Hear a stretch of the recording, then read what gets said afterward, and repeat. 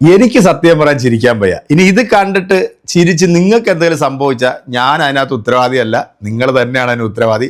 ഒരു കിടിലൻ ഡിബേറ്റ് നമ്മുടെ വിസർജനം ചാനലിനകത്ത് കഴിഞ്ഞ ദിവസം നടന്നായിരുന്നു. ഈ RSSന്റെ നേതാവായിട്ടുള്ള മോഹൻ ഭാഗവത് ഉണ്ടല്ലോ, ഈ മോഹൻ ഭാഗവതിന് എന്തോ വലിയ സവിശേഷതയൊക്കെ ഉണ്ടെന്നാണ് നമ്മുടെ ഈ വിസർജനം ചാനലിൻ്റെ മറ്റേ മലം നമ്പ്യാരുണ്ടല്ലോ, തലേ ദിവസം അടിച്ചതിൻ്റെ ഹാങ് ഓവർ ഒന്നും മാറാതെ ചാനൽ ചർച്ചയിൽ വിവരവും വിദ്യാഭ്യാസവും ഉള്ളവനെയൊക്കെ വിളിച്ചിരുത്തുമ്പോഴത്തേക്ക് ആലോചിക്കണം ഇതുപോലെ അടിച്ച് അണ്ണാക്കി തരുമോ എന്നുള്ളത്. നല്ല കിടിലൻ ഡിബേറ്റ്, ഒരു 6 മിനിറ്റുള്ളൊരു ഡിബേറ്റാണ്. അത്യാവശ്യം അതിനകത്ത് കുറച്ച് കോമഡിയൊക്കെ ചേർത്തിട്ടുണ്ട്. അപ്പോൾ നിങ്ങളെന്തായാലും ഈ ഒരു വീഡിയോ ഒന്ന് കണ്ടിട്ട് നന്നായിട്ടൊന്ന് എൻജോയ് ചെയ്തോളൂ. കാരണം വേൾഡിൽ ഇതുപോലത്തെ പൊട്ടന്മാർ ഇനി നമുക്ക് ലോകത്ത് എവിടെയും കാണാൻ പറ്റത്തില്ല. വേൾഡ് പൊട്ടന്മാരാരാന്ന് വെച്ച് കഴിഞ്ഞാൽ നമുക്ക് അക്ഷരം തെറ്റാതെ പറയാം, അത് നമ്മുടെ നാട്ടിലെ സംഘികൾ തന്നെയാണെന്നുള്ളത്. പിന്നെ ഇവനെയൊക്കെ മാധ്യമ പ്രവർത്തകൻ എന്നൊക്കെ വിളിക്കാനായിട്ടുള്ള ക്വാളിറ്റി ഉണ്ടോ എന്ന് സ്വയം ഒന്ന് രാവിലെ എഴുന്നേറ്റിട്ട് ഈ ഹാങ് ഓവർ മാറിയതിന് ശേഷം കണ്ണാടിയിലൊന്ന് പോയി നോക്കണം. ഇന്ന് ഞാൻ ചർച്ചയ്ക്ക് പോയി കഴിഞ്ഞാൽ എന്താണ് എൻ്റെ അവസ്ഥ നോക്കിയിട്ട് വേണം ഇതിനകത്ത് വന്ന് കയറിയിരിക്കാൻ. സാധാരണ നമ്മൾ ഇതിനകത്ത് കാണാറുള്ളത് ഒരു മതത്തെക്കുറിച്ചിട്ട് തെണ്ടിത്തരവും തെമ്മാടിത്തരവും പറഞ്ഞ ചില പുഴുത്ത ജന്മങ്ങളെ മാത്രം വിളിച്ചിരുത്തിയിട്ടാണ് ഇതിനകത്ത് ചർച്ച നടന്നത്. കാരണം ഇവർ മാത്രമാകുമ്പോഴത്തേക്ക് അതിന് ചെക്ക് വെക്കാനോ ഡിബേറ്റ് ചെയ്യാനോ ഒന്നും ആരും ഉണ്ടാകത്തില്ലല്ലോ. പക്ഷേ തലയ്ക്കകത്ത് മൂളയുള്ള ആരെങ്കിലുമൊക്കെ വിളിച്ച് ഈ ചാനൽ ചർച്ചയിൽ ഇരുത്തുമ്പോഴാണ് 10 പേര് ഈ വാർത്തയൊക്കെ വന്ന് കാണുന്നത്. അതിനുവേണ്ടിയാണ് ഈ പൊട്ടന്മാർ ഇതുപോലെ ബുദ്ധിയുള്ള നമ്മുടെ കോൺഗ്രസിൻ്റെ വ്യക്താവായിട്ടുള്ള ബേസിലിനെ വിളിച്ചിരുത്തിയിട്ട് മോഹൻ ഭാഗവതിൻ്റെ ഗുണത്തെക്കുറിച്ച് പറഞ്ഞാൽ അടിച്ച് ഇവൻ്റെ അണ്ണാക്കിലല്ല കയറ്റി കൊടുക്കത്തില്ലേ. അമ്മാതിരി ഒരു കിടില സാധനമുണ്ട്. അപ്പോൾ നിങ്ങൾ മിസ് ചെയ്യരുത്. വീഡിയോ കണ്ട് എൻജോയ് ചെയ്തിട്ട് നിങ്ങളുടെ കമൻറ്റുകൾ കൃത്യമായിട്ട് അറിയിക്കുക. അതോടൊപ്പം തന്നെ നമ്മുടെ ലൈക്കും കമൻറ്റും എല്ലാം ഇന്ന് നമ്മുടെ ബേസിൽ തന്നെ കൊടുത്തരും. ബേസിൽ ബിഗ് സല്യൂട്ട്. അപ്പോൾ ആൺകുട്ടികളെ വിളിച്ചു കഴിഞ്ഞാൽ ഇതുപോലെ അടിയും കൊണ്ട് കണ്ടം വഴി ഓടും എന്നുള്ളത് ഇനിയെങ്കിലും മരപ്പൊട്ട മണ്ട ശിരോമണി നീ മനസ്സിലാക്കുക. നമുക്ക് എന്തായാലും രസകരമായിട്ടുള്ള ഒരു ഡിബേറ്റ് ഒന്ന് കണ്ടാലോ. അതുകൊണ്ട് വൈസ് ചാൻസലർമാർക്ക് RSS മേധാവി പങ്കെടുത്ത പ്രഭാഷണ സഭയിൽ അവരുടെ സാന്നിധ്യം അറിയിക്കാൻ സാധിക്കില്ല എന്ന് നിങ്ങൾ നിർബന്ധം പിടിക്കുന്നത് എന്തുകൊണ്ടാണ്? അവരത്രയ്ക്ക് ഡീസൻ്റ് ഒന്നുമല്ല. കേരളത്തിലെ ജനത ഒന്നടങ്കം കേരള ജനതയ്ക്ക് ഒരു പുതുയുഗത്തിന് വേണ്ടിയിട്ട് 10 വർഷത്തെ ഒരു ഇരുണ്ട കാലത്തിന് ശേഷം ആ 10 വർഷത്തെ ഇരുണ്ട കാലം അറുതി വരുത്താൻ വേണ്ടിയിട്ടാണ് UDF സർക്കാരിനെ ഭരണം ഏൽപ്പിച്ചത്. അതായത് മതനിരപേക്ഷ നിലപാട് എന്നും ഉയർത്തിപ്പിടിക്കുന്ന പ്രസ്ഥാനം തന്നെയാണ് UDF. എന്ത് ചെയ്യാൻ പറ്റും? ഈ കപ്പാസിറ്റി വെച്ച് എന്ത് ചെയ്യാൻ?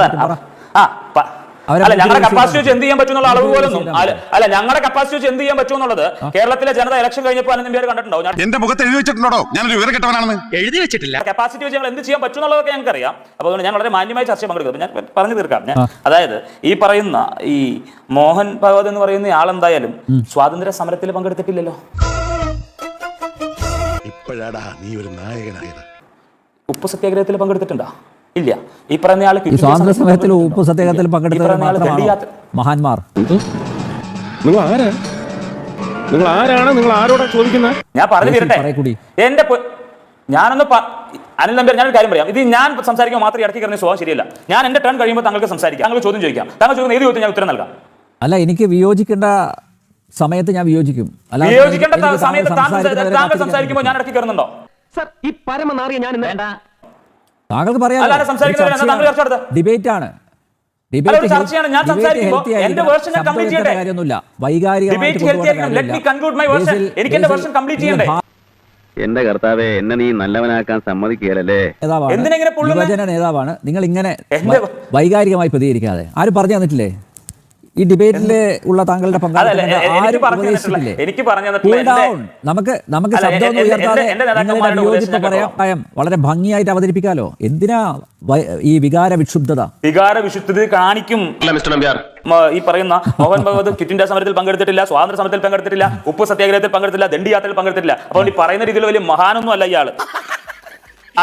ഈ രാജ്യത്തെ ഒറ്റുകൊടുത്ത ഈ പറയുന്ന ആളുകളുടെ പിന്തലമുറക്കാരനായിട്ടുള്ള ആളെ പിടിച്ച് ഈ പറയുന്ന പരിപാടിയിൽ പങ്കെടുത്തിട്ടുണ്ടെങ്കിൽ അതിനെതിരെയുള്ള നിലപാട് സ്വീകരിക്കാനുള്ള കഴിവും കപ്പാസിറ്റിയും കാലിബറുമുള്ള പ്രസ്ഥാനത്തിന്റെ നേതാക്കന്മാരാണ് ഇന്ന് മന്ത്രിമാരായിട്ടും ഈ ഭരണ കേന്ദ്രത്തിൽ നിന്ന് കേരളത്തിൽ ഇരിക്കുന്നത്. ഞങ്ങൾക്ക് ഈ പറയുന്ന കേരളത്തിലെ ജനത, പ്രബുദ്ധരായ അരിയാകാരം കഴിക്കുന്ന ജനത ഞങ്ങൾ വോട്ട് നൽകി ഞങ്ങളെ ജയിപ്പിച്ചിട്ടുണ്ടെങ്കിൽ അത് മതനിരപേക്ഷ നിലപാടുകൾ ഉയർത്തിപ്പിടിച്ചതിന്റെ പേരിലാണ് ഞങ്ങളെ ജയിപ്പിച്ചിട്ടുള്ളത്. അല്ല ബേസിൽ നോക്കൂ, എന്താണ് ഡോക്ടർ മോഹൻ ഭഗവതിന്റെ അയോഗ്യത? ഉപ്പു സത്യാഗ്രഹത്തിൽ പങ്കെടുത്തില്ല, സ്വാതന്ത്ര്യത്തിൽ പങ്കെടുത്തില്ല. അതല്ല ഡോക്ടർ മോഹൻ ഭഗവതിന്റെ അയോഗ്യത അല്ല. ഞാൻ വളരെ ബഹുമാനത്തോടെ അനിൽ നമ്പ്യാരിനോട് ഒരു കാര്യം പറയും. മോഹൻ ഭഗവതിന്റെ യോഗ്യതകൾ എന്ന് പറയാമോ? അത് ഉത്തരം പറ. RSS രാഷ്ട്രീയ സ്വയം സേവക സംഘനെ കുറിച്ച് ബേസിൽ പറക്കുടിയോട് ഞാൻ കൂടുതൽ പറയേണ്ടതില്ലല്ലോ. എന്താ നിന്റെ മനസ്സിലെന്ന് വെച്ചാൽ തുറന്നു പറഞ്ഞു.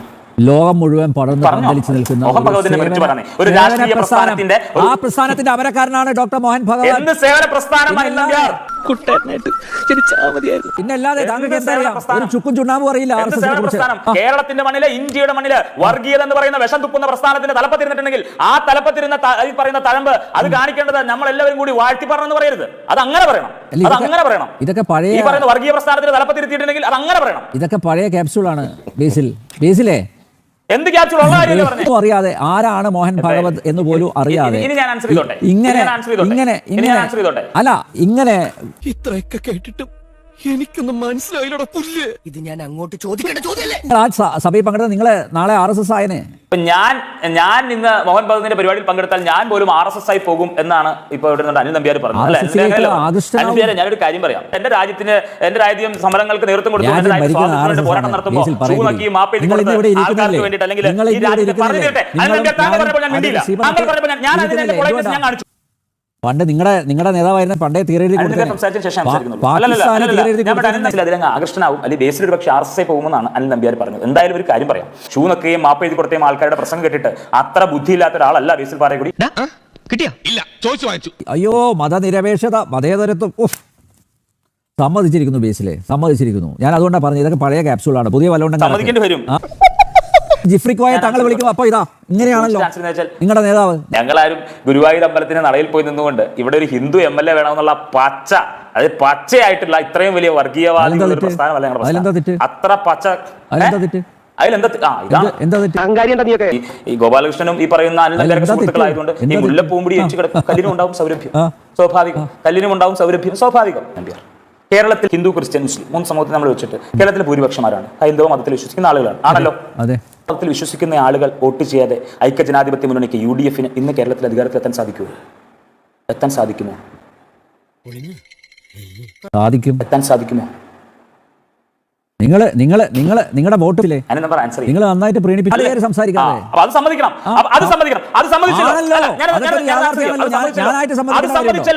ഈ ഊളത്തരം പറയുന്ന ഇവനെയൊക്കെ പിടിച്ചിട്ട് ആങ്കറാന്നും പറഞ്ഞുകൊണ്ട് ഈ വിസർജനം ചാനലിന്റെ തലപ്പത്ത് കൊണ്ട് ഇരുത്തിയിരിക്കുമ്പോൾ കേരളത്തില് സംഘപരിവാർ പ്രസ്ഥാനത്തിന്റെ ആ ഒരു യോഗ്യത എത്രത്തോളം ഉണ്ടെന്നൊന്ന് മനസ്സിലാക്കിയേ. അതായത് കേരളത്തിൽ ഈ ഒരു തെരഞ്ഞെടുപ്പിൽ ഏറ്റവും കൂടുതൽ പച്ച വർഗീയത പറഞ്ഞിട്ടുള്ള ഒരു സാധനമാണ് ഒട്ടകം ഗോപാലൻ. ഒട്ടകം ഗോപാലനെ അവിടുത്തെ ഹൈന്ദവ മതം തന്നെ അടിച്ചണ്ണാക്കി കയറ്റി കണ്ടം വഴി ഓടിച്ചിട്ടുണ്ട്. പിന്നെ അവിടെ പുല്ല് പോലും കിളിച്ചിട്ടില്ല എന്ന് കേൾക്കുന്നത്.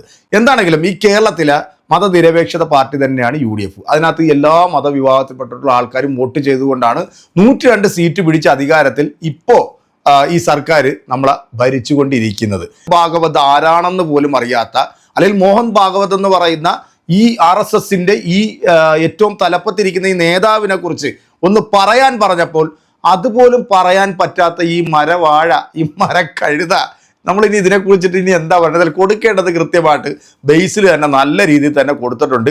ഇനി കൂടുതലായിട്ട് ഇതിനകത്ത് നമ്മളൊരു ഡെക്കറേഷൻ ചെയ്യേണ്ട കാര്യമില്ലെന്നാണ് എനിക്ക് തോന്നുന്നത്. ഇനി കൊടുക്കാനുള്ളത് എൻ്റെ പ്രിയപ്പെട്ട ഈ വീഡിയോ കണ്ടിട്ടുള്ള പ്രേക്ഷകരായിട്ടുള്ള നിങ്ങളാണ്. അത് കൃത്യമായിട്ട് നമ്മുടെ കമൻറ്റ് ബോക്സിൽ കൊടുക്കുക. അടുത്തൊരു വീഡിയോയിൽ നമുക്ക് വീണ്ടും കാണാം. അതുവരേക്കും എല്ലാവർക്കും